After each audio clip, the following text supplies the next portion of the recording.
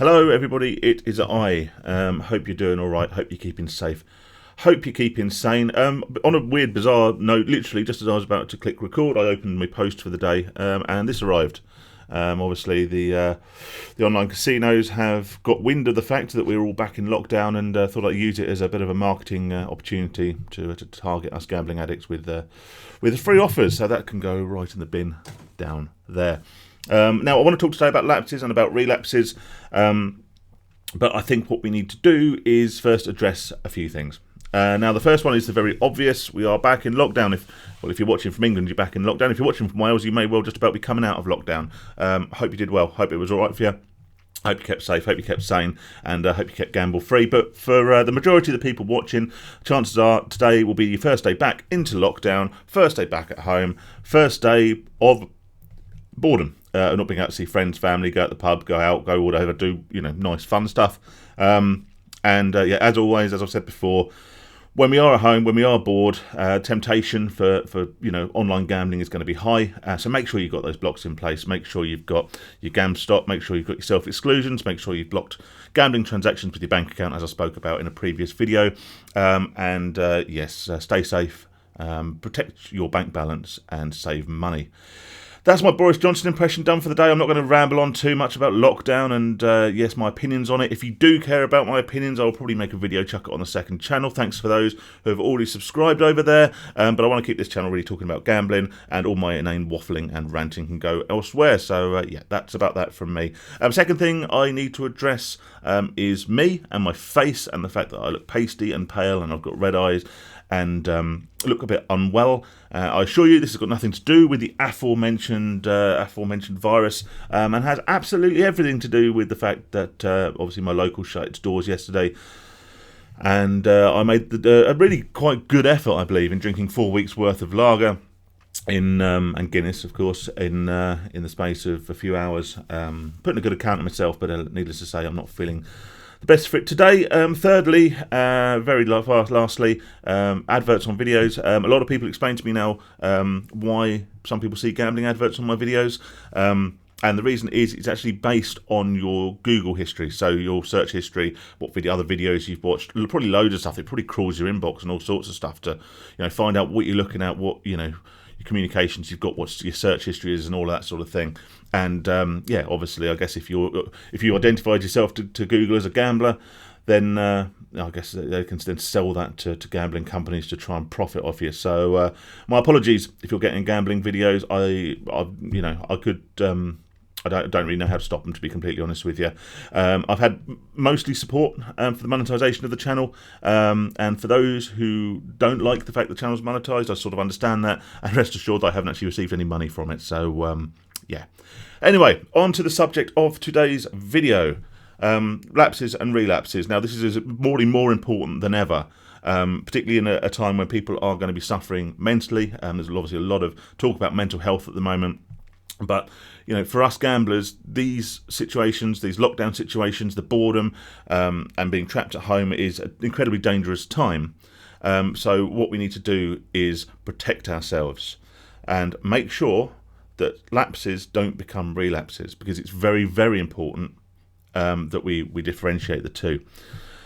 Now, this will apply to most addictions, but obviously I'm going to put it in a gambling scenario. But a lapse is any occasion upon which you effectively break your self-made rules. We break your recovery. So let's give it an example. I'm now gamble-free for, I don't know, to be completely honest with you, 16 months, something like that, I think. I don't know exactly. If I was to go out, very bad example because I can't go out anywhere, but if I was to go out and for some reason I had a mad urge and went in the bookies and I gambled on a fob tee and whatever, that is a lapse. That's something I shouldn't have done. That's something that's against my resolve, against my recovery, and that's a lapse in my recovery. If I'm to go home and I figure out a way to block that urge, so I go and self-exclude from that bookies, then I can help prevent that lapse becoming a relapse. Now, a relapse is basically where a single instance of gambling or a single drink, if you're an alcoholic or whatever, basically sends you down the road back into old habits. So I'd have two choices at this point.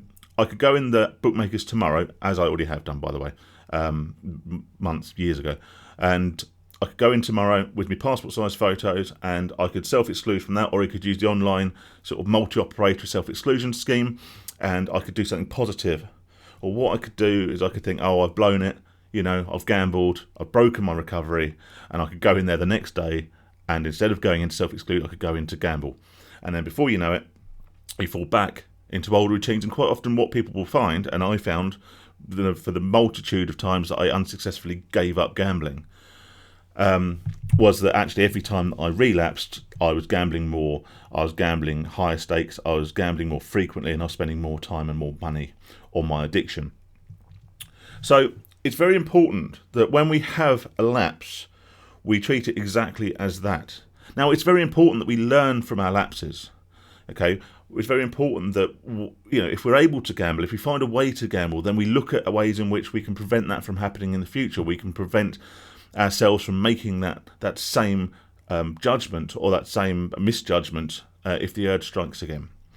Okay, so in my instance, obviously that would be going to self-exclude from the place where I was able to gamble, or self-exclude online if I found myself at an online casino, or better still, install something like GamStop. And this is the reason that I personally, and as I always say, I only speak for myself and from my experience, but it's why I don't count days. It's why I don't know when my last bet was. I know a lot of people, and a lot of people who are probably more educated and more voiced in the sort of the so-called correct clinical way of quitting gambling. People like Andy Margett, who is fantastic, and if you don't know who Andy Margett is, then go and check him out, because he hasn't actually posted. I think he stopped posting on YouTube for a while, but he's does some very, very good videos, very good vlogs. He talks a lot about his history with gambling and his recovery, and it's very, very interesting stuff. But he will always say at the beginning of his videos, my name's Andy, I'm a gambling addict, and my last bet was on XYZ date. Same as Trevor Rainsford, another guy who posts videos on here. He starts his videos the same way. My name's Trevor, my last bet was XYZ date. I don't do that, and the reason I don't do that is because I find it doesn't work for me. Same as counting days, because I feel if you have a clock, which would be on, I don't know, I'm guessing about 500 days maybe for me. It might be slightly less than that, I don't know. But if I knew it was, say, 476 days, and then I had that lapse where for some stupid reason I was urged to gamble and I was able to gamble and I did gamble, then seeing that clock reset to 0 to me would do a lot more harm than good. Because it would be kind of like being back to square one. Well, you're not back to square one. You are still 500 odd days into your recovery. Yes, you've had a lapse, but you're still in that recovery period.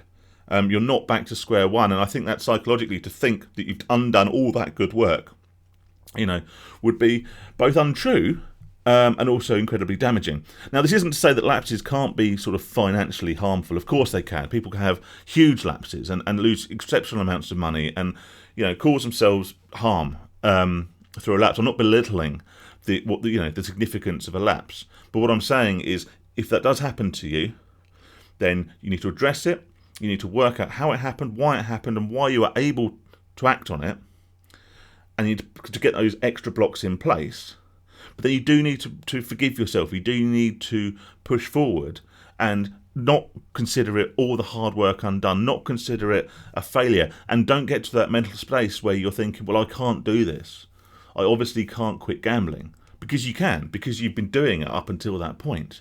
But as soon as that you get those thoughts, squash them. Do something positive, even if it involves going out for a walk for a couple of hours. Just get a load of fresh air, get a bit of exercise, make yourself feel a little bit better. Come back, address it.